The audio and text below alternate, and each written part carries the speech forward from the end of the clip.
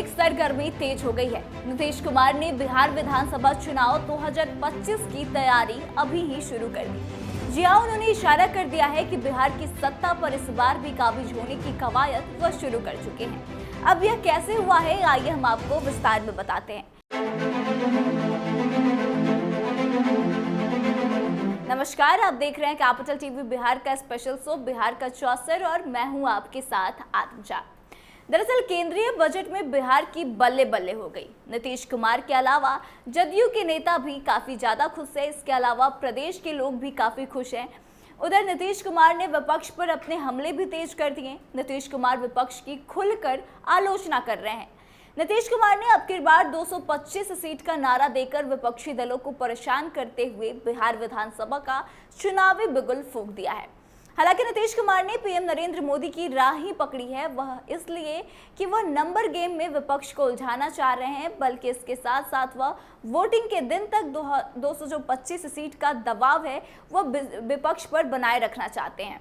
NDA के सत्ता के इतिहास की बात करें तो एनडीए की 2005 में पहली दफा सरकार बनी। तब जदयू 139 सीटों पर लड़कर 88 सीटें जीती।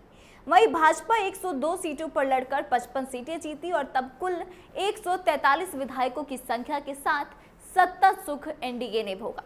वर्ष 2010 की बात करें तो जदयू के लिए यह स्वर्णिम काल रहा। तब जदयू ने 141 सीटों पर चुनाव लड़ा और 115 सीटें जीत गई। भाजपा तब 102 सीटों पर चुनाव लड़ी और 51 सीटें जीती। कुल 206 विधायकों के बल पर सरकार चलाई गई। 2015 में जदयू ने राजद के साथ गठबंधन बना डाला। इस बार एनडीए में भाजपा के साथ लोजपा, रालोसपा और हम पार्टी साथ थी। तब सरकार महागठबंधन की बनी। वर्ष 2020 में विधानसभा चुनाव में जदयू एक बार फिर से एनडीए में शामिल हुआ। तब भाजपा को 74, जदयू को 43, वीआईपी और लोजपा को 4-4 सीटों पर जीत मिली। कुल 125 विधायकों के साथ सरकार चलाई गई। अभी तक आने वाले विधानसभा चुनाव 2025 के लिए एनडीए के प्लेटफॉर्म से भाजपा, जदयू, हिंदुस्तानी अवाम मोर्चा और राष्ट्रीय लोक मोर्चा के साथ लड़ने की बातें हैं। अभी तक सीटों को लेकर बंटवारा नहीं हुआ, पर जीतन राम मांझी ने नंबर गेम की राजनीति करते हुए 25 सीटों पर चुनाव लड़ने की घोषणा की। लगे हाथों नीतीश कुमार ने भी एनडीए की बैठक में अब की बार वर्ष 2010 में हासिल 206 सीटों के मुकाबले 225 का टारगेट फिक्स करके साइकोलॉजिकल बाजी मार ली है। विपक्ष को अभी से तनाव दे दिया है। बिहार विधानसभा चुनाव में एनडीए ज्यादा से ज्यादा सीटों पर विजयी होगा, इसका टारगेट पहले ही नीतीश कुमार ने दे दिया। दरअसल पूरी चुनाव प्रक्रिया भी फेज वाइज एक युद्ध की तरह है और नंबर गेम की यह राजनीति खासकर वोटर, युवा वोटर और नए कार्यकर्ताओं के दिमाग पर गहरा प्रभाव डालता है।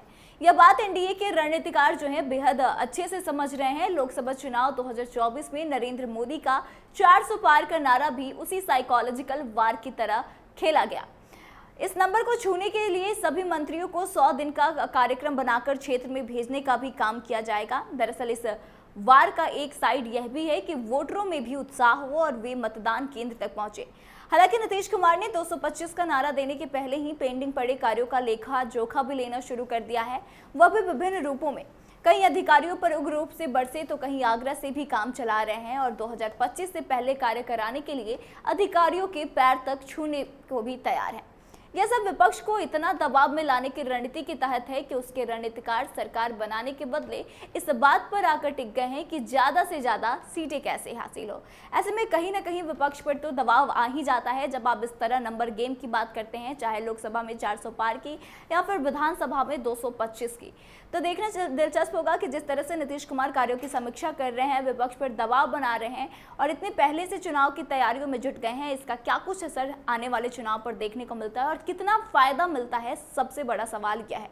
तो आपको क्या लगता है, नीतीश कुमार अपने मंसूबे में कितने सफल हो पाएंगे? कमेंट करके अपनी राय जरूर बताएं, वीडियो को शेयर करें और आगे के तमाम अपडेट्स के लिए देखते रहे कैपिटल टीवी बिहार। धन्यवाद।